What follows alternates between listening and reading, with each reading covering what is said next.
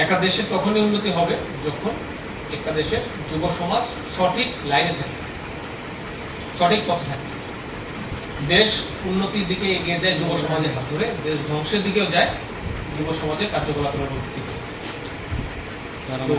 এটা খুব ইম্পর্টেন্ট আমাদের দেশের জন্য, আমাদের জাতির জন্য, যেন আমরা আমাদের যুব সমাজকে সঠিক রাস্তাটা দেখিয়ে দিতে পারি।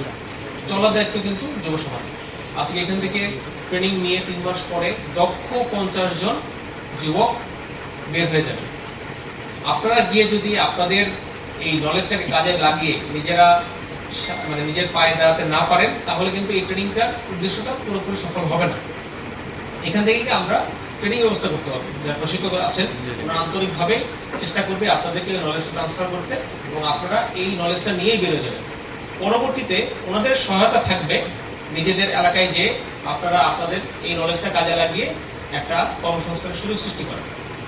এটা করতে হবে। নলেজ নিলাম, কাজ করলাম না, তাহলে কিন্তু লাভ নেই। এই 3 মাস সময়টাই অপচয় হবে, জীবন থেকে হারিয়ে যাবে। কিন্তু আমরা যদি, আপনারা যদি এখানকার নলেজটা নিয়ে বাইরে গিয়ে এটাকে কাজে লাগিয়ে নিজের একটা কর্মসংস্থান তৈরি করতে পারেন, তখনই হবে এই ট্রেনিং এর সফলতা।